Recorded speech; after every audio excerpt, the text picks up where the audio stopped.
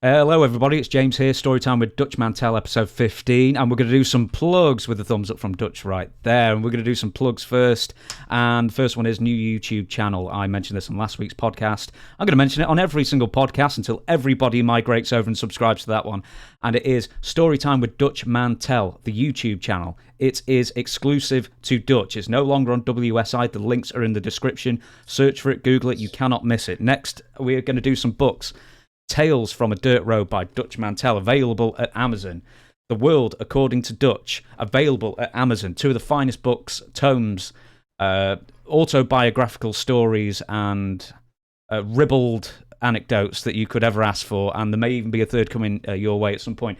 Owen Hart, King of Pranks, I've written that. A fine book, let me tell you. And of course, Dwayne, The Rock Johnson, the People's Champion, another fine book. All four can be found on Amazon.com or .co.uk or whatever the Indian one is, NZ for New Zealand, I don't know. Any Amazon, you can find it there.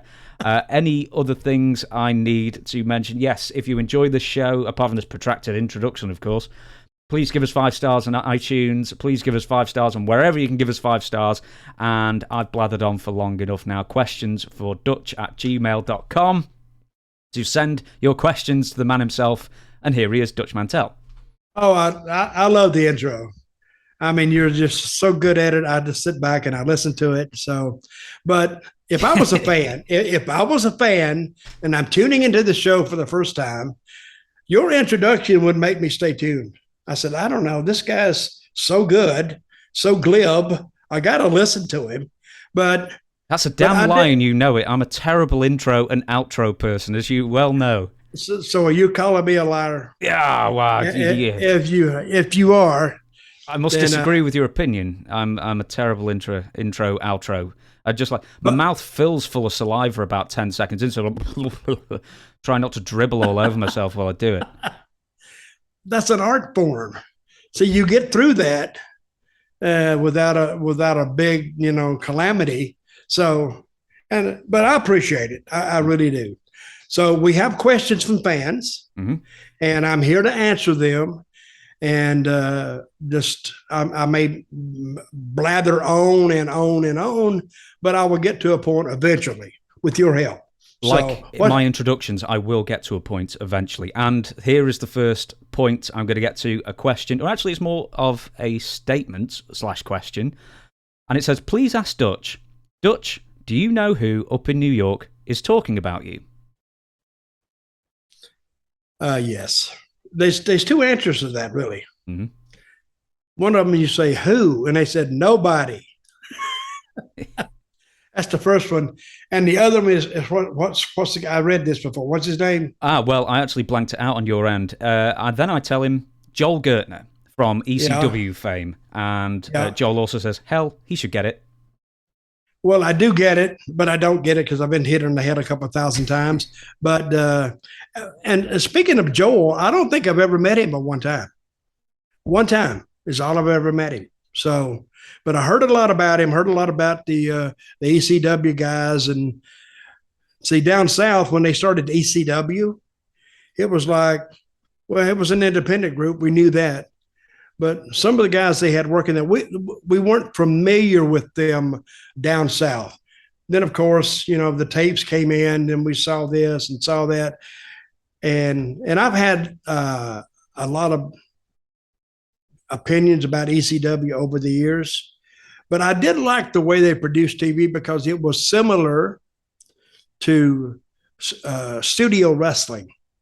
It wasn't a huge place. You could probably get maybe an ECW arena. I didn't go back in the old days, but they tell me in the old days it was a hellhole. You'd see dead rats, and you'd see this, and pipes broken and everything. They've cleaned it up now. So when you go in there, it's a fairly decent arena. But it was similar to, you probably get 900 people in there, 1,000 people. But so I was watching it, and I love the way they produced it. One thing I noticed, they had one announcer, which I liked, because you didn't have, like WWE now, before they went back to the 2 announcer, they had 3. And they sent me a question. I'm all over the place right now. They sent me a questionnaire. WWE did about, I don't know, a year ago, maybe, and wanted to know what changes would I make to the TV product to make it more palatable, I guess, more for fans to watch it. The first thing I thought about putting down is fire everybody and restart. That's what I'd have done. But one of the big issues I had with their production was the 3 announcers. I hated 3 announcers. I still hate 3 announcers. I kind of hate the 2 they got now on SmackDown. I mean, one's a straight announcer and the other's a color guy. I got that. I think Pat McAfee does a great job. I really do. But when I heard ECW only had the 1 announcer, I said, well, that's different too. But I liked their show because the crowds were loud. They were energetic. They were like within touching distance. But down south, we had never heard of ECW, but we learned to like it, except that Paul Dangerously, this is what he had. He liked Memphis wrestling. He was a big fan of Memphis wrestling. And somebody said, what do you attribute Paul Heyman's success in ECW? I says, well, this is what I think. I think he went out and he found a bunch of people with death wishes that wanted to die. And he put them all together and says, hey, have at it. And see, when he came down south, he learned different gimmicks or matches, like the scaffold match. They didn't have a lot of gimmick matches in WWF. They didn't just have gimmick matches.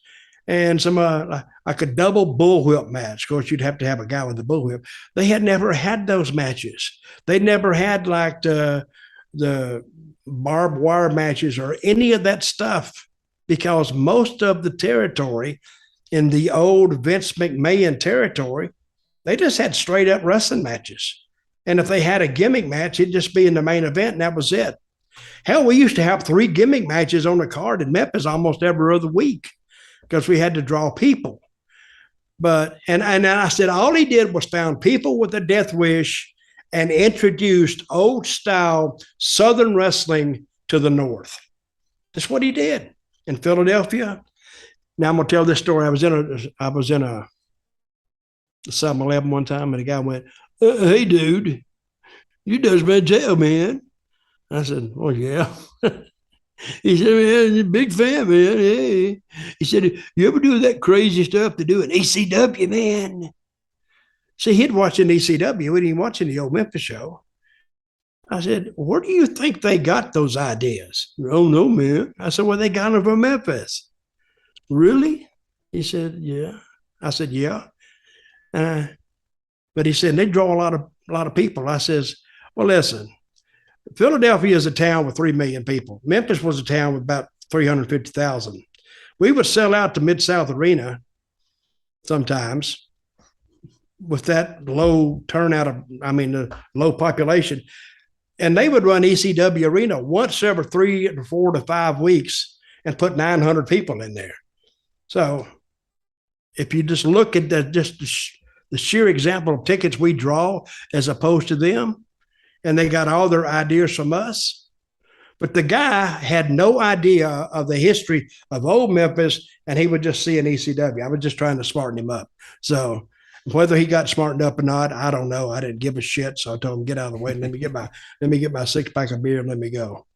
So, and also, it's no coincidence that ECW, when it started off, had Eddie Gilbert as their booker as well. And I never really found out the true story about the Eddie Gilbert and the Paul Heyman breakup, but it was somewhat. Paul said he kind of stole it or tried to steal it, and that's what Eddie said about Paul. They were like big buddies one time, huge buddies. But I think he said Paul went back in there and stole it underneath him. So I don't know the question, but Paul did. And when he took over, he did a good job. But but he had a virgin audience. So it's easier to do things with a virgin audience than an audience that's seen everything. WWE fans now, they've seen everything. So now, and that's why I keep saying they need to go back to story, heavy on story, and then they'll get by. And they're going to get by anyway. I mean, because of this economic setup they got, they're going to get by anyway. But if they had story, and I always made stories like a 10-year-old kid could follow it. Never make a story that's hard to understand because nobody will get it then. Because most wrestling fans aren't PhDs in psychology. I mean, they're regular working people, and they go to work every day, and they come home on Monday nights or Friday nights, and they want to sit down and they won't be entertained for 2 or 3 hours. And I think for a long time, that's what WWE didn't do.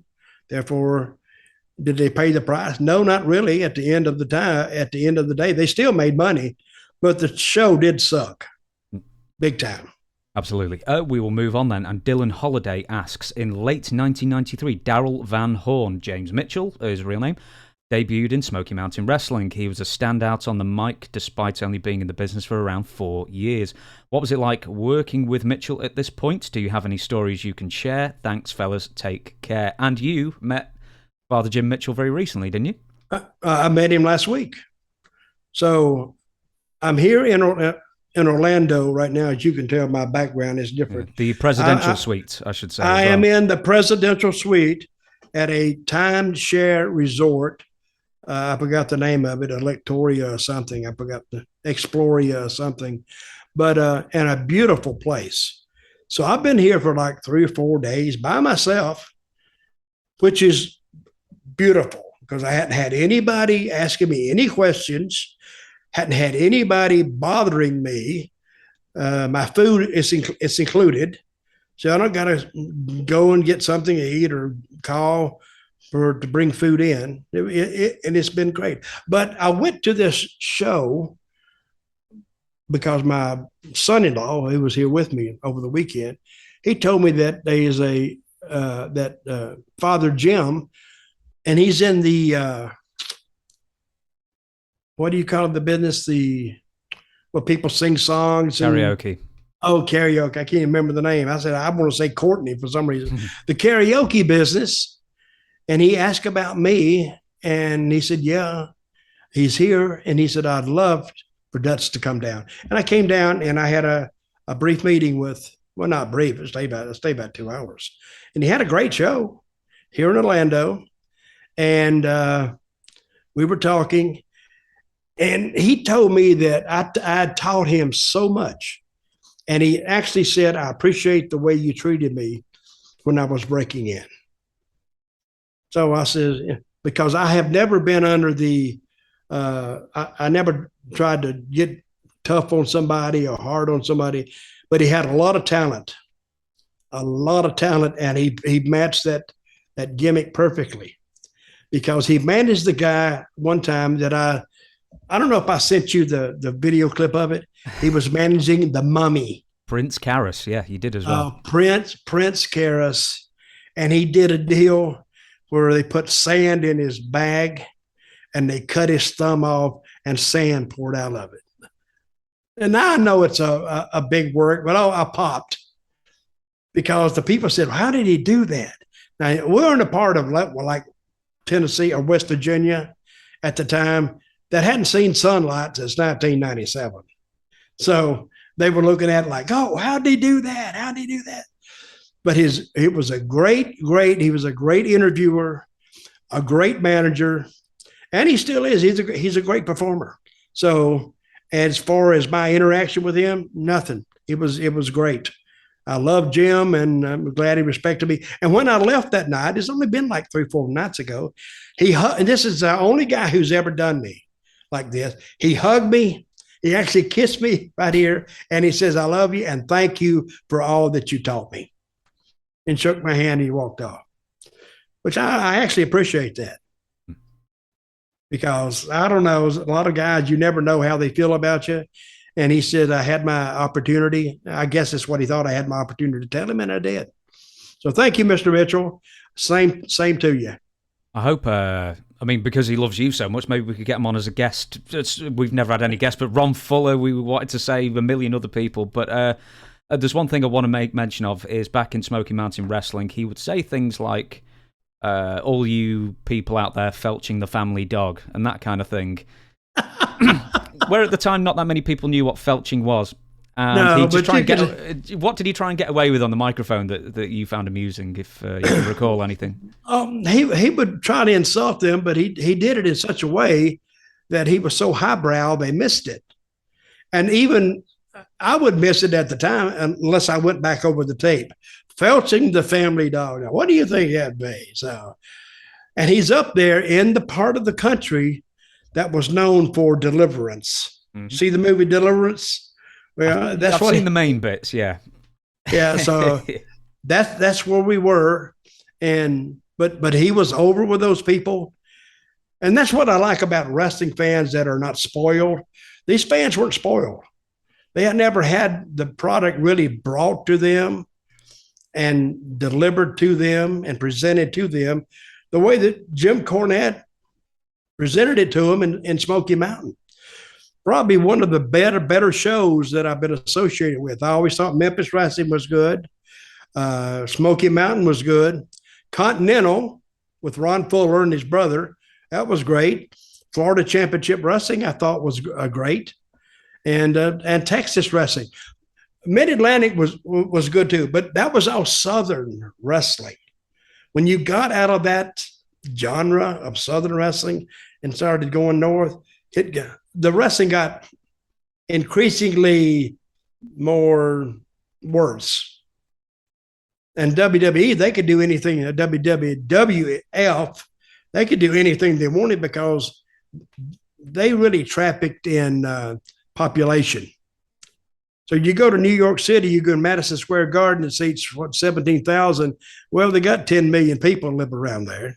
So they wouldn't have been hard for them to put 17,000 in it. But Southern wrestling has never got its actually due respect.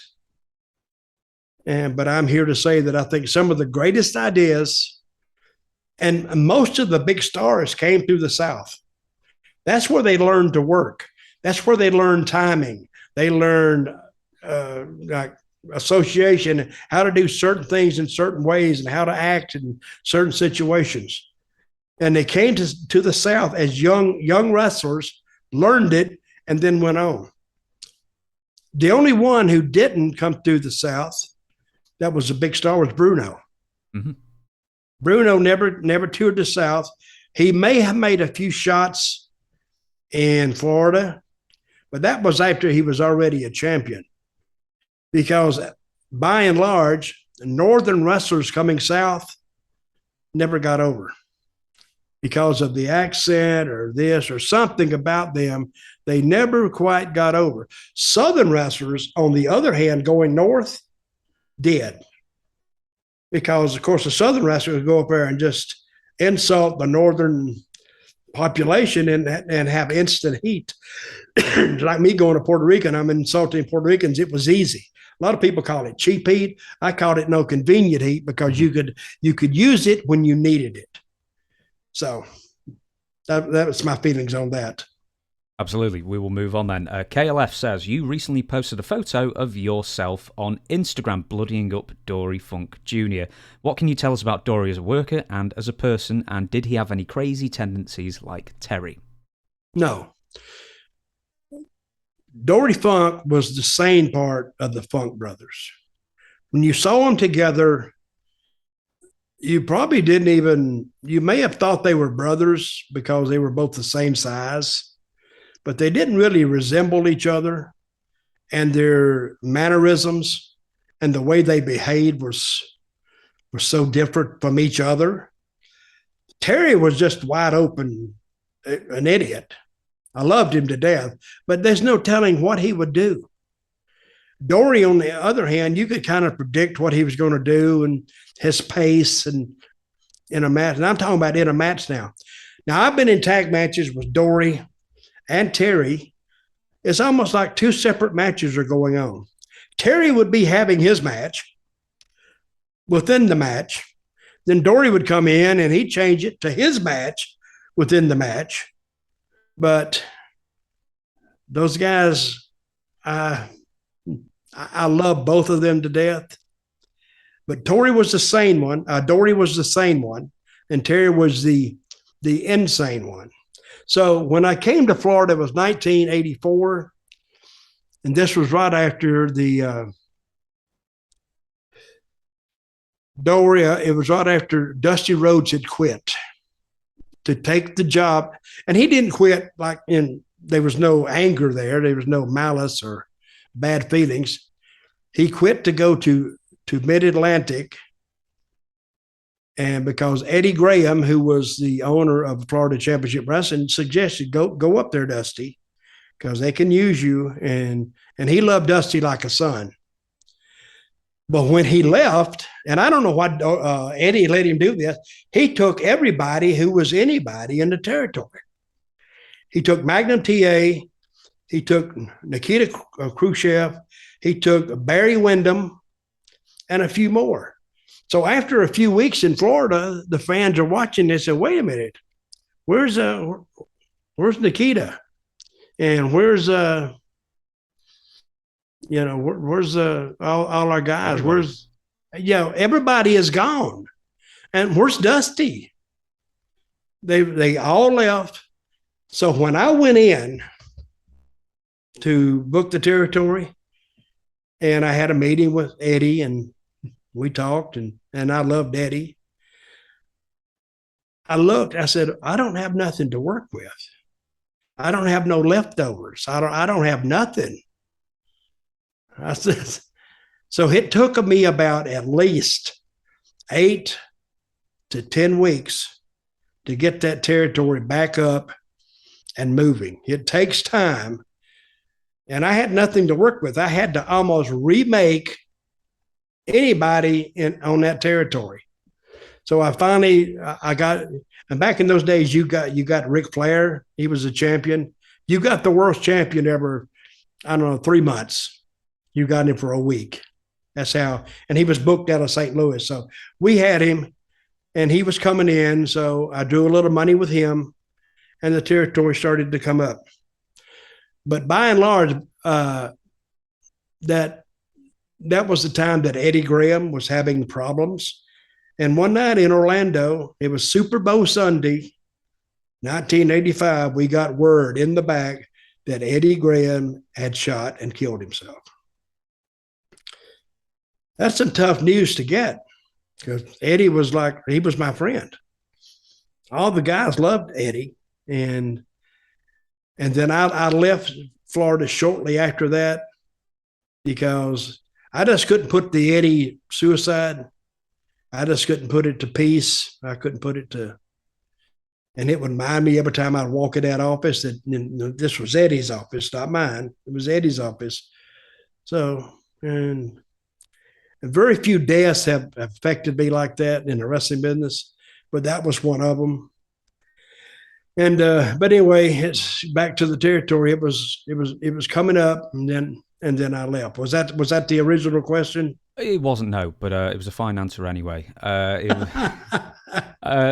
actually follow on, because we were talking about Dory Funk, but this is a follow-on from that I want to know is, how many times, if at all, did you wrestle for the NWA World Heavyweight title? Twice. Both in Florida, by the way. It's when I had, because I didn't have anybody else. I was never a proponent of pushing myself so much, because I didn't want other talent to look at me and said, oh, you're only doing that because you have the book. Well, sometimes I kind of spread it out. When the champion did come in, I put one of the Freebirds against him one time, and one town did okay. And then I put Brian Blair against him somewhere. But I kind of spread it out, and he came in twice, and I wrestled him twice. Of course, I didn't win. I should have booked myself to win, really, and see what he had said. You said him. Are we talking Ric Flair here, or are we talking someone else? Yeah, we're talking Flair. Right now. But I put different opponents against him. So What's the next question? Did you ever wrestle for the AWA World Heavyweight title when the AWA and Memphis were sort of in bed together at certain points? No, I did not. And there's a reason for that. Reason being Jerry Lawler. See, Jerry Lawler owned Memphis. You know, I mean, he was the big star in Memphis. And even if I had actually been able to wrestle him, I doubt if I would have, because that was Lawler's spot. That was the top spot, and he had the top spot. So if he'd have put me in there to wrestle Nick Bockwinkel, the question would have been is not why is Dutch wrestling, it would be why is Jerry not wrestling him? Because he was over that much. And when you look at how Jerry Lawler got over, he's from the town and he knew a lot of people in the town. And when he got over on TV, he knew more people in the town. And a lot of people wanted to be associated with Jerry Lawler. And that's how he knew so many people. So when he would do a big program and Jerry Lawler was a part of it, most of the times it drew a hell of a house. Because I will say one thing about Lawler. Lawler was over in Memphis. Of course, he was over in the other towns too, but nothing like he was over in Memphis. Big time over. How did the local fans react to Nick Bockwinkel, and I imagine a fairly different style of wrestling than the Memphis territory was used to? Well, they were interested in it, but when he wrestled Lawler, they would sit back and it's a slow-moving match. I mean, Bockwinkel wasn't known for a wide open style, and it was a wrestling style. Memphis was not known for that. They were known for wild, crazy fights out in the stands and in the parking lots and just crazy stuff. But Bockwinkel, when he got there, he slowed it down. And at the end, they had him.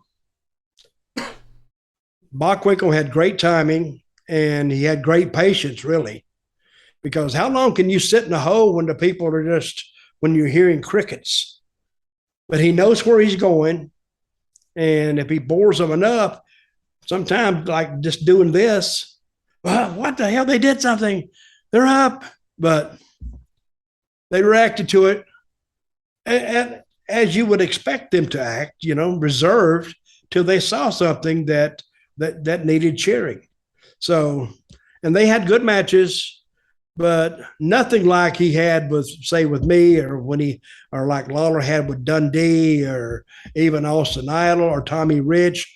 Those were wide open Southern style brawls out in the crowd, blood everywhere, people screaming and hollering, but totally different style, but it got over, but it took people time to get with it. Next question, Arthur Gaspar, and a special thank you to him. I won't embarrass him to say why, but a special thank you. I really love Dutch, he says, and his stories. Can you please ask him if he ever worked with or what he thought of Rob Van Dam? Never worked with Rob Van Dam. Never, and I've never really been around him that much. But he was over. People liked him. And he was he was that...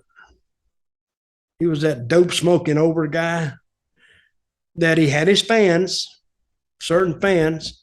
And would he get over down south? I don't know if he ever came down south. Did he?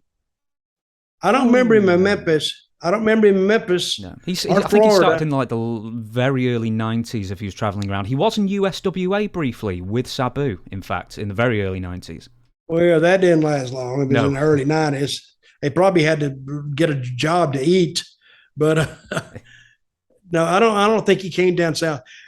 My interaction with Rob Van Dam was limited, and I never worked with him, and I don't think I've ever even had a conversation with him. So I may have got, hey Rob, hey dude, yeah man, yeah, whatever. But talented guy. Mm-hmm. Next question. Kev Jordan asks, during your first WWF run in the mid-1990s, did you ever remember hearing about the rumours regarding the supposed real reason Macho Man Randy Savage left the WWF in late 1994? Randy was having a tryst of sorts, this is the rumour, with Vince McMahon's then 18-year-old daughter, Stephanie. Now, this is a rumour that apparently came out many years afterwards, and God knows how it got started. A rumor? They had rumors in WWE? Would you believe it? Would you believe it? No, that wasn't a rumor. It was basically, if I can say this, it was more or less accepted as fact. Because who said that if you say it enough, that the rumor becomes the fact? Mm-hmm. Maybe they have done that because it was repeated over and over and over and over again. But at the end, I think Randy and Vince, I think before Randy went to WCW, I think that kind of bothered Vince on a personal level. And he got mad at Randy. And that's why that they said Randy would never, ever be in the Hall of Fame. That changed later on. But it wasn't just a rumor. It was really an accepted almost statement of fact that Randy had been told or advised, not by Vince, but by, say, Pat or some of the agents there, Chief, to kind of stay clear of Stephanie. And why, I don't know. She may have said something like she likes him and he got back to Vince. Well, Vince, knowing what goes on between males and females, maybe wanted to protect his little daughter, which I don't blame him for that. But I think Randy did cross the line. I think he did cross the equator, and he may have dallied a little bit with Stephanie. Can I say it was true? No, I can't say it was true. It was just given as, and you can call it a rumor, but I've always heard that story. But I never really asked Savage about it. I wish I had him now. Mm. But by the time that it was going on, I wasn't in the same area as Randy, and I was good friends with Randy, but I never asked him. I could still ask Lanny, but I think Lanny would just give me what he wants to give me. But there's no need to hide it anymore. I mean, but I did hear that, not only as a rumor, as a fact, and yes, it was commonly accepted backstage. Just to harp on it slightly more, did you hear this when you got to the WWF in 1995, or is this something you heard many years later? No, I heard it there. It was, but I think Randy was actually still there when I got there. There was a few months between you, so I think Randy left around September 94. I think you got there maybe January 95. Yeah, that's when I got there. How did you know that? Man, right, you don't know this, right? And I've not told you, but I've done almost like an embarrassing amount of research on what territories you turned up in and what year. And I've got an Excel spreadsheet of every territory that I could find and every year you appeared, so I know what to ask you and when. I'll send it you. Well, sorry, I've really let something embarrassing about myself go out there, but it's good to research. Well, I did show up in January in WWF. It was still WWF then, in January of 95. That's exactly when I showed up. So, and you mentioned Eddie Gilbert. I did. And he died about three weeks after I went to WWF. So it was was it early February, I think, in 95? It was early. Yeah. Maybe early February. But I don't think it was January, but he took my spot in Puerto Rico. And then when he took it, I got a call one night and they said they found Eddie dead. So, and a lot of controversy over what caused his death. I actually wrote a story about it, what caused the death of Eddie Gilbert. I'm not going. I was going to say, sorry, it's in one of your books. If you want to find, I've got both books here. I can find the table of contents, but we also talked about Eddie and his passing for about 10 minutes, I think, in a previous episode, maybe a couple of weeks ago, in fact. Yep. Good guy. But anyway, it was are we still saying, did I cross Savage in the WWE, WWF? No, you didn't. Yeah. A few months apart. Okay. I will. But I've known him so long and I knew him so well. It's almost like I did cross paths with him, but I didn't. No. We will move on then. Perry Horton actually asked about 40 questions. He emailed in questions to dutch@gmail.com, and that's what you should do too if you want Dutch to answer your question, excuse me. But I'll give you a couple from Perry Horton. I remember watching the Memphis territory in 1982 when Jim Cornette had his first interview, and a few weeks later, Dutch fired him as his manager. Very funny. Mm-hmm. So talk about Jim Cornette as your manager. Well, I was in Memphis, and Jimmy Cornette has always been a family friend of the Jarretts. And he started off as a photographer, as did Eddie Gilbert. Did you know that? I did. And Paul Heyman did as well, I believe. Yep, they do the old photography because they got them backstage. Oh, press. We didn't know what press was unless it was different, the opposite of push. But anyway, but his mother worked with Jerry Jarrett's mother in Louisville, and they would work pulling tickets or selling tickets or whatever. And I think between the mothers, they let it be known that Jimmy had a desire to get into professional wrestling. That was known. And I think Jerry Jarrett became aware of that and actually asked Jimmy one day, did he want to do it? And Jimmy, believe it or not, was very reserved in those days. It's hard to imagine Cornette being reserved about anything, but he used to be really kind of laid back a little bit. But he said he would be interested in it. And so they broke him in, and he came on Memphis TV one day and wanted to be my manager and laid out his credentials, and I gave him a little quiz. And so I hired him. And so then we went around a couple of weeks, and then he made some big mistake, and I ended up firing him. And that's what the guy said. It was funny the way I fired him. But he did start with me, but I wasn't the first guy he managed, first talent. He managed Sherry Martell first, and he was breaking in. And it wasn't very long after that, he got with the Midnight Express. It was probably a couple of years, and they went to Oklahoma, Mid-South Territory, set records. Then he went to the Mid-Atlantic, set records. And then the Rock and Roll Express followed them in there. And that's what wrestling used to work like. One team would go first, and they'd have this team back here. And then when they needed somebody, they just say, why don't you bring in the Rock and Roll Express? Oh, yeah, boom. Already knew the success. They continued that. Then the Midnight Express went to Mid-Atlantic, and then it wasn't long before the Rock and Roll Express would be there too. So that's the way the wrestling business used to work. So, but Jimmy managed me and ended up with a very successful career.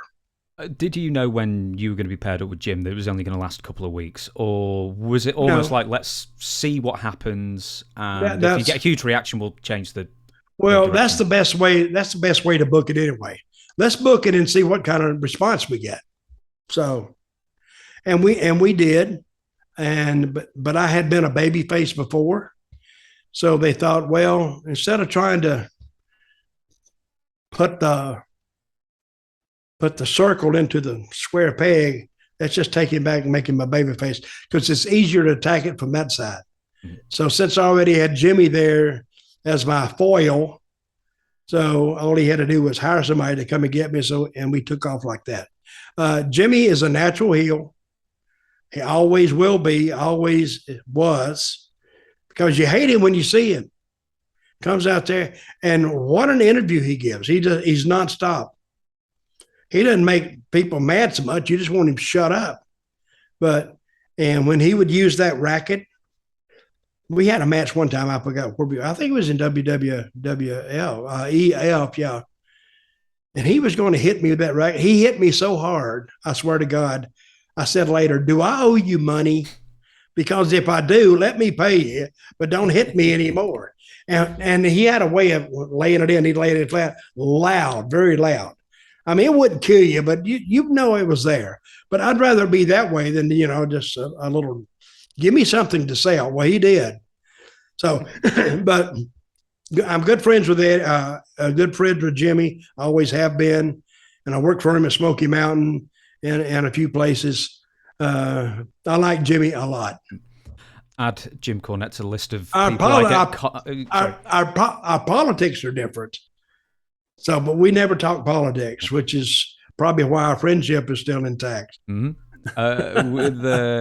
With Jim Cornette, he is probably the most requested guest we get. So when we start having guests eventually, then maybe, who knows, Corny might come on. I'm actually going to ask the other question that Perry Horton asked of us, and it's, I was also there in 1982 at the studio when Ric Flair made his only appearance at the Memphis studio and wrestled Lawler for 10 minutes for the world title. Do you have any memories of that? I do have memories of that. I think he had come out, and I think he ended up, and I can't piece this together. I do remember Flair wrestling Coco Ware for the world's title in Memphis at the house show, at the live show. Now, I don't know why Lawler didn't work with him there. I mean, why not see if you could make money with it? It was only there one time, I think. And he ended up wrestling Coco and then Lawler on that Saturday morning show. But I don't know. Something happened there that he just didn't make any more appearances. I forgot what happened. I knew, and then I knew till I didn't know. I don't know. So that's a mystery. I may have to check into that. Yeah, okay. And viewers, listeners, write in and tell us if you know more than we do, which you usually do, in fact. Henry J., do you have any memories or stories of the times of segregation and Jim Crow laws when you were a young lad growing up in the Carolinas? Thanks. Well, yeah, it was 19. This is a whole nother podcast. Growing up, I mean, I grew up in, they call it the Jim Crow South. And I still remember, say you go to the bus station in town, it had a water fountain and it would say white and it would say colored. The bathrooms would say the same thing, white, colored. See, today you can't even fathom that happening. But black people were not allowed to go into white restaurants, white bars. The schools were segregated till maybe 1966, maybe. It was after Kennedy got killed and Johnson, he enacted the Equal Rights Amendment. I think maybe 64, if we're going to put a year on it, about that. Because Kennedy died in 63. In 63. I remember the day. But every American alive on November the 22nd, I think that's the date, 1963. If you were alive in the United States, you remember it. It was one of those moments that is called of national importance. Everything stopped. I do remember I think I was in the 7th grade, I think. And we had an announcement come over the PA system, and school was getting out. It was like 2:00 in the afternoon, 2:30, maybe a little more. And the announcer told us that President John Kennedy had been killed. Well, we didn't know any news. This was before CNN, and this was before all the news channels. You had ABC, NBC, and CBS. That's it. So I remember the day well. And what was the actual question? I might actually add something to it then. We were talking about Jim Crow laws growing up in Jim Crow South and everything, and I suppose I'll bring it back to wrestling. I suppose it's a wrestling podcast. What were the audiences like in the South in the early 70s? I know the desegregation was in force in the early 70s when you started, but did like black people and white people generally still separate? Oh yeah. It was accepted. Now, whether it was black people, they probably didn't like it, but they didn't make any big protests about it because the people weren't woke in those days. And thinking back on it now, I mean, it was what it was. So trying to fight it, whether I liked it or not. Now, Atlanta, Georgia, when I started, this was in the 70s, was still segregated. The City Auditorium in Atlanta, Georgia, a town with a predominantly black population, was still segregated on Friday nights between the top balcony and the bottom. And the black people went up top, and the white people stayed on the bottom. Same way in Memphis, in the old Ellis Auditorium. They would go up top. And one guy to break that racial barrier between the whites and the black in Memphis was Sputnik Monroe. Sputnik Monroe, he did a couple of interviews. He said, "Hey, I'm not going to work here no more if you keep making the black people, go upstairs." And they loved him. That even as a heel, white people would boo the crap out of Sputnik, but the black people would cheer him because he was their hero, whether he realized that or not. But he became their hero.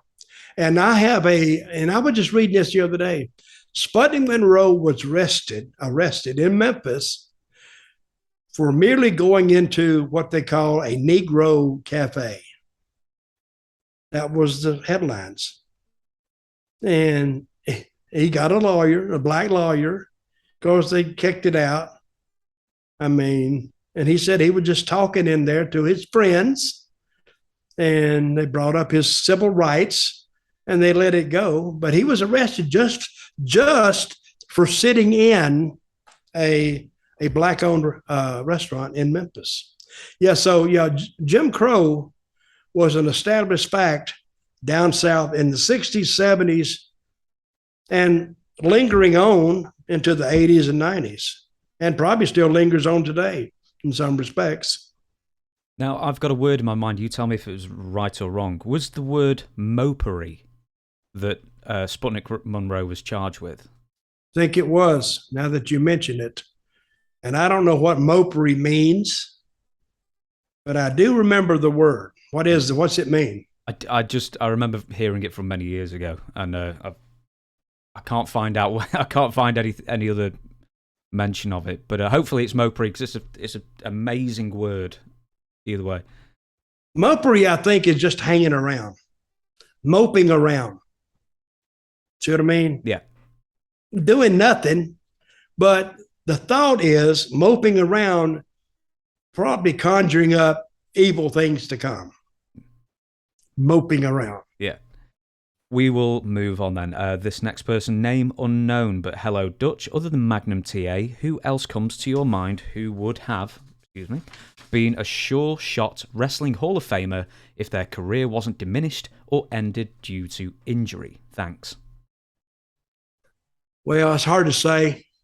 See, the Hall of Fame, to me, it doesn't have really any relevance to me. It's not how good you are. It's what political connections you bring. Who was that comedian they put in the WWE Hall of Fame?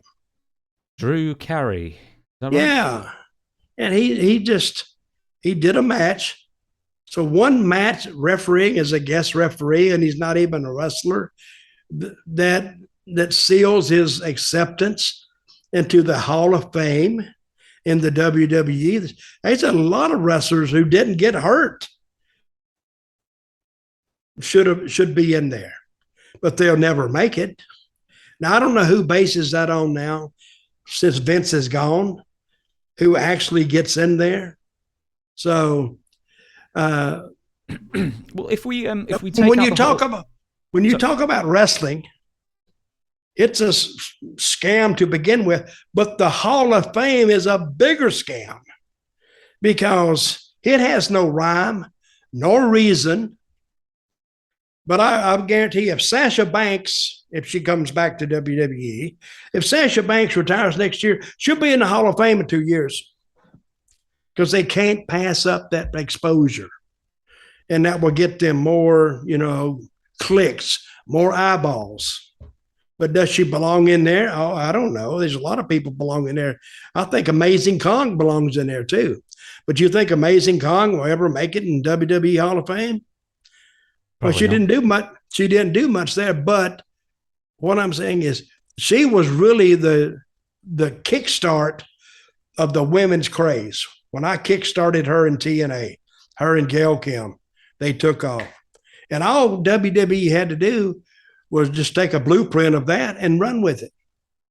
See, WWE was talking about, I'm off on another subject, but that's the way I talk. But WWE said, oh, well, we'll just have bra and panties and put them on a pole and this. What the hell is that? I mean, I think WWE in a lot of ways, they've done more to hurt the business than they've ever done to help it. So the guys that really helped this business were the guys who would go to the shows that would only draw 200 people and go out and bust their ass night after night after night after night. And then when their career's over, they're just dumped on the side of the road. Well, used you up, you can't go no more. I don't have any worth for you. Because I can kind of see that back in the day, but now that WWE is so big, they still dump guys too, and they don't take care of their own, is what I'm saying. And they should. So let's say I'm the head of the WWE Hall of Fame committee to choose who's going to go into 2023, wait. And are you going to go in if I give you the offer? Would I go in? Oh, I would go in, but I'm not going to get the offer. But would I go in? Oh, of course I would. I mean, that would be a big, politically speaking or not, yes, I would swallow my pride and I would enter that devious Hall of Fame. I would go in there because there's some perks that come with that too, Yeah. There's some money that comes with that. So money is a good conductor to good business. Yes, I would go in. And can you imagine my acceptance speech? What if I went up there and I just slammed every son of a bitch I knew? He's a dog, he's a lion bastard, and they'd be going beep, beep, beep, beep, beep. Then they'd send on some people to handcuff me and take me off the stage. But guess what? It would be great TV. Just think of the clicks I could get on that. So, and this podcast, it'd be brilliant. So maybe you should definitely accept it. I was going to say, so Bushwhacker Luke I talked to recently, and I think he said something like he gets paid like $30,000 a year just for the Legends contract that he signed when he went into. Maybe. So yeah, maybe. So, and see, this is the way they can take care of some of the people that contributed a lot to wrestling. But see, if you're a baseball fan, right? Are you a baseball fan? No, absolutely not. No one watches baseball here. I don't blame you. I don't know many baseball fans here. I know a few, but I quit watching baseball because it's so slow. I mean, damn, do something. Have you not watched cricket? Jesus. Bring a pillow. It's even more boring than baseball. No, yeah, bring an overnight case because you'll be there days. Oh, yeah. You could literally, games could go days, right? Oh, yeah, they'll go a week, some of them. I mean, I think there's like a one day event. Oh, God. For one game? Oh, yeah, they'll stretch over days. Yeah. It's like 50 innings, let's say in baseball terms, and they'll just perpetrate over several days until everybody's out or something. Yeah, but what was our question now? Oh, God, I don't know. We talking about the Hall of Fame. Yeah, you were saying, am I a baseball fan? And I don't know where it was going from. Okay, oh yeah, baseball. Okay, unless it's going to fit their agenda. See, if they just induct this guy that nobody knows about, this shortstop from the Cincinnati Reds, and his batting average was like 212 over a lifetime, nobody gives a crap about that. But he was a good player. It's the same thing with WWE. But see, if baseball wants to bring that guy along, they get no clicks because nobody doesn't know who he is. Same way with WWE. If they want to induct somebody, he's got to bring a certain element of the population with him that kind of know who he is. Not well known, but like semi-known. And I don't think they'll do that. Sasha Banks, she brings all that with her. Even some of the others, they bring that following with them. But if they go back, you know who they should put in the Hall of Fame? And I may be wrong. She may not even be in it, but Ivory. Remember Ivory? She is in it. She is in it. She deserved to be in it as well. I thought she was really underappreciated. And a lot of them. Maybe Jackie. Jackie, is she in it? I think she is now, yes. Well, she needs to be in it too, because a lot of these girls, you don't have stars unless you have people to put these stars over and to make them stars. See, used to call them enhancement talent. And they were underpaid for what they did. I've seen some enhancement talents literally get the dog shit kicked out of them for no reason, except for the guy just wanting to look tough. Van Vader was bad about that. Mm-hmm. Van Vader was bad about going out there and beating these kids up. And it was tough to watch. I mean, I wish he hadn't have done it. Now, here's a guy you got to think. I'm showing up at a wrestling show. You're the star. I go out, and my job is to make you look good.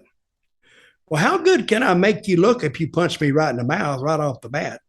You think I'm going to open up again for you to punch me again? I'm not doing it. I'll leave the ring. But that's what some of those guys, they were bullies, and they would take advantage of these guys, which I wish hadn't happened. And I've seen like Jerry Briscoe when he was an agent. I would see him get on guys for doing that. I saw him one time in Florida. Him and Lars Anderson almost got into a fight. And I was in the match with Lars. Lars went out there and was actually abusing me, and I got tired of it till I finally single leg dived him and took him down. He was supposed to be this great Olympic wrestler. Well, I got tired of it. And I took him down, and I told him, I said, take your finish now or you're not getting it. This was on TV. And he took it, but he was mad. He was pissed off. He said, you him for blah, blah, blah. Well, I went to the dressing room fully intending to fight Lars because he abused me and got mad because when I stood up to him, now it pissed him off. And I walked into him and he was sitting there on the bench. I said, now, if you want to say something, get up right now and say something right now. Because right when he's getting up, I had him dead to rights. I was going to knock the shit out of him. He may have got up and beat the crap out of me, but I'm not going to go out there and just be somebody's shooting target. And I remember Jerry Briscoe walked in there and actually cussed out Lars. He said, Lars, if you want to try it with somebody, try it with me, blah, blah, blah. And it kind of got dissolved, not resolved, but it kind of dissolved. But I never had any more trouble with him after that. Well, we've got Lars Anderson, we've got Vader, we have Mr. Wrestling 2, Johnny Walker, of just some bullies. But is there anyone else you want to sort of put in that bracket? Well, there's probably been a lot of them, but Wrestling 2 was one. But not with the guys he was working with, because he needed them. He would do it with guys that didn't have any clout. Political political space, say to say, or political pull or clout. Yeah. Because I was a nobody and he was a somebody.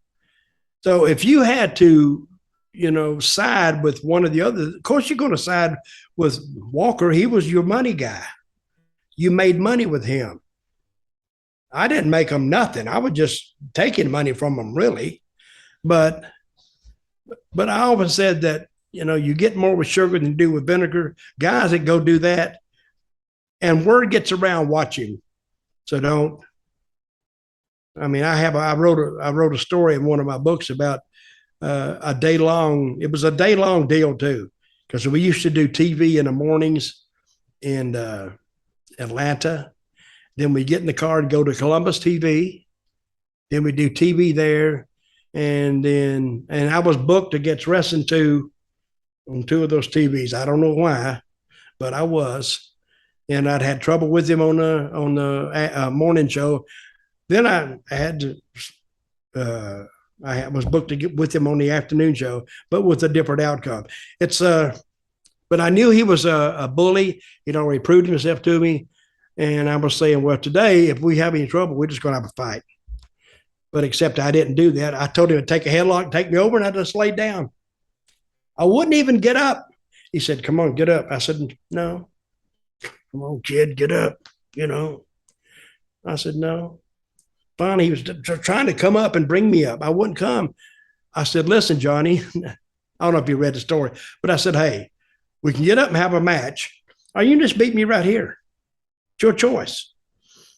So then, I come up and I hit the back of his leg, and he sold it. Oh, my God. That surprised me. Mm-hmm. If you heard a yell out of the room, it was me for popping. and then he sold a little bit, and the crowd being from dead silence, they come up a little bit, because now I look like I may have presented a little bit of a threat to Johnny, and we had a match where he didn't want to shake my hand in Atlanta that morning. He came and found me afternoon in Columbus and shook my hand and said, thank you, kid. See, there's certain protocols that you have to observe. Otherwise, you're going to be a big butthole. We're going to probably do, if we can get to two, maybe two, but probably we'll get to one. I know you had Frankie Kane, by the way, to thank for that. But we'll move to... I did. We'll move to this one, I think. Lauren College. What do you remember of the signing of Pacman Jones by TNA in 2007? Wrestling Observer newsletter gave Jones signing their most disgusting promotional tactic award that year after Jones made it rain on television when his doing so in a strip club had previously led to the paralysis of a wrestler. Okay, explain that to me. The paralysis of a wrestler and making it rain. I don't know. I don't see the connection. Right. So I know Pacman Jones. I got a story about him, but I was hoping you'd tell me. So making it rain is when you throw money up. Yeah, money. Air. How that ended up paralyzing a wrestler, I'm not sure. But if you tell the Pacman Jones story, and I'll hopefully by the end of it have the research for you to back that up. Well, the Pacman Jones was he was suspended from football, and I forgot who got a hold of him, and they wanted to know, could we use him on TNA? And he said, yeah. They give him a ton of money to do nothing. I think they give him 30 or 40 grand. He appeared like 4 or 5 times on TV. I don't get it. I don't think he was worth that much money. Not to me, he wasn't. But about that being into, and if Dave Meltzer says it was the most disgusting tactic. Promotional tactic. Now, this is voted for by the listeners, readers. I don't know. You got to take Meltzer's. You got to take his look at it with a grain of salt anyway. And I've never really liked Meltzer that much. I mean, I didn't dislike him, but I didn't like him because he had his own stooges, and he would only get one side of the story. So therefore, he said that's all he would need. And he put out a lot of, talking about misinformation. I mean, he was the master of it. But he got people to listen to him, and he got into the wrestling business. And I know we're talking about Pacman Jones. Now I'm on Meltzer. But Meltzer started writing this little damn sheet, and the smart marks have always been there. And he started sort of branching out, and he started his own little business, and he's done well with it. But I think in the most disgusting tactic, I'd have to know the rest of that because I don't know. But my feelings about Pacman Jones and TNA, I wasn't a big fan of it at all. So he was. You have to watch Pacman Jones because he has a history of starting trouble when there's no trouble was no trouble before. He'd go into a bar, and he's hot-headed anyway, and he just started a bunch of trouble. So he did start a bunch of trouble in a bar when I was in TNA, and somebody told me to go in there and see if I could straighten out. And I said, screw you. I ain't going there and try to separate shit because I didn't start it, and I'm damn sure not going to end it. Whatever happens, happens.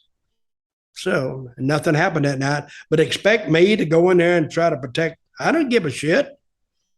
It's his life. I'll give you what this says. This is PW Insider. In February 2007, it was sparked by Jones tossing money in the air, making it rain. When a dancer attempted to collect the money, Jones allegedly struck her, setting off an incident.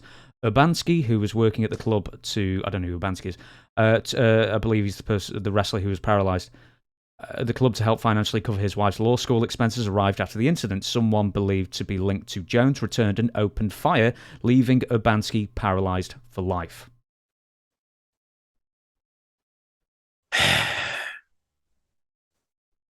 I don't get it. I don't get it. How can he blame Pacman? Did Pacman come back and do the shooting? I think it may have been someone associated with Pacman Jones. I don't know. I don't get that at all. I mean, I know the guys got paralyzed as a result of somebody returning to the club to avenge Pacman, I guess. But I don't see how that works. I really don't. Can you hear me? No, I can hear you just fine. Sorry, I was trying to read more into the story and it's really confusing. We'll ask one more question, a quick one. Which of the ones is it going to be? Oh my God, they're all so long. Okay, this is going to be a short one then. Andy Zenchank. Have you ever wrestled in Pittsburgh, PA studio, wrestling for Channel 11 in the early 1970s with Bruno Sammartino? And I suppose any memories of Bruno when you came down south briefly? No, never met Bruno. Never met him.